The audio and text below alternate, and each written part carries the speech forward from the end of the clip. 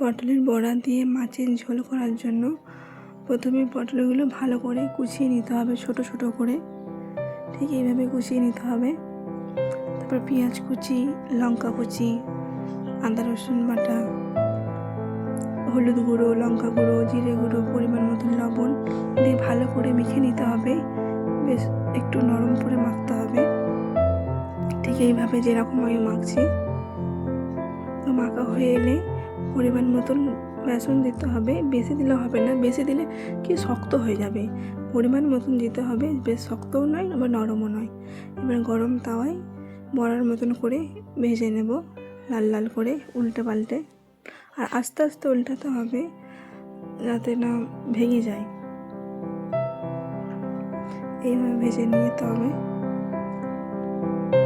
তারপর কড়াইয়ে তেল গরম হয়ে এলে কালো জিরে আর শুকনো লঙ্কা ফোড়ন দিয়ে পেঁয়াজটাকে দিয়ে দিতে হবে। পেঁয়াজটা একটু নেড়ে যখন দেখবেন যে নরম হয়ে এসছে, তখন একে একে যে বাকি মশলাগুলো আছে সেগুলো দিয়ে দিতে হবে, কিন্তু পেঁয়াজটা একটু নরম হতে হবে।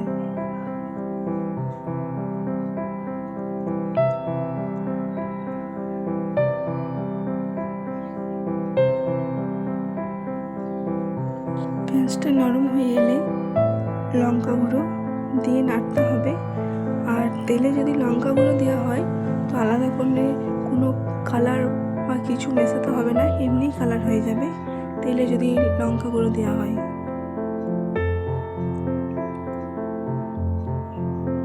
সেটা দেখে বুঝতেই পারছো যে কতটা কালার হয়েছে। আমি আলাদা করে কোনো কালার দিইনি। এবার একে একে আদা রসুন বাটা দিয়ে দেবো। আদা রসুনটা দিয়ে একটু নাড়তে হবে। আদা রসুনের যে একটা কাঁচা গন্ধ থাকে তো সেইটা যাতে চলে যায়, তো তার জন্য একটু ভালো করে নাড়তে হবে।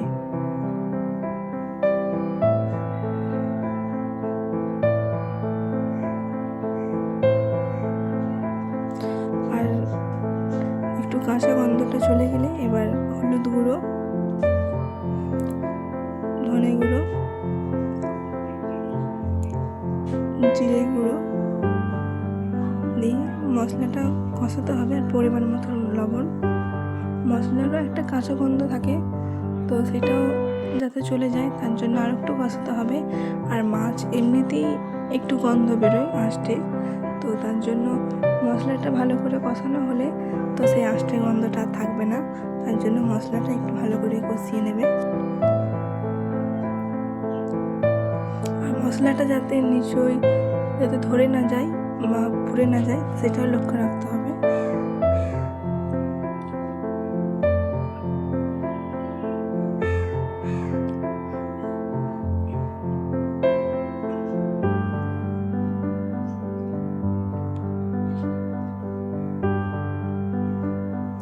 মশলাটা আমার কষানো হয়ে গেছে, এবার আলুগুলো দিয়ে দেবো একে একে সব।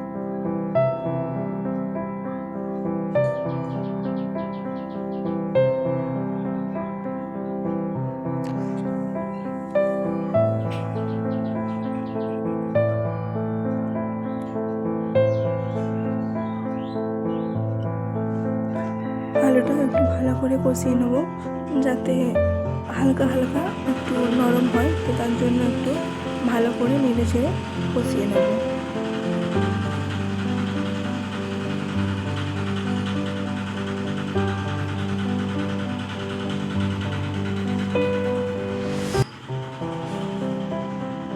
আলুটা কষানো হয়ে গেলে পরিমাণ মতন পানি দিয়ে আলুটাকে সিদ্ধ করতে দিতে হবে। তো আমি যেরকম ঝোল আমাদের লাগবে আমি সেরকমই রেখেছি। এবার তোমরা চাইলে বেশি ঝোল করার জন্য বেশি পানিও দিতে পারো, তো যেরকম সুবিধা হবে তো সেই হিসেবে করে নেবে।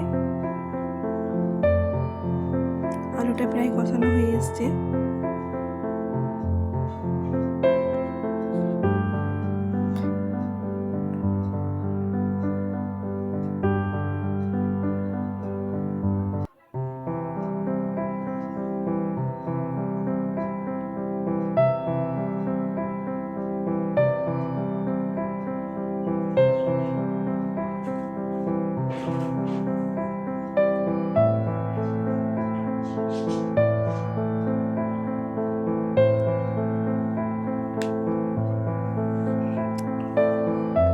এবার পানি দিয়ে আমি ঢেকে সেদ্ধ করতে দেবো।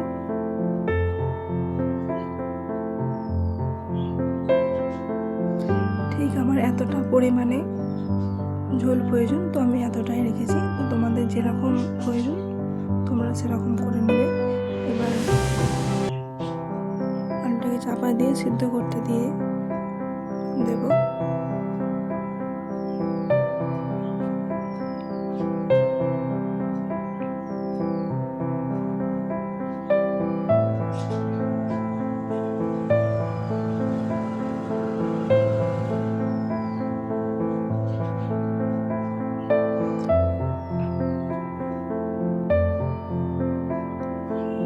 তারপর আলু সিদ্ধ হয়ে এলে ভেজে রাখা মাছ, ভেজে রাখা বড়া দিয়ে 5 মিনিট মতন ফুটিয়ে নামিয়ে নিলেই পটলের বড়া দিয়ে মাছের ঝোল তৈরি। রেসিপিটা কেমন লাগলো কমেন্ট করে জানাবে।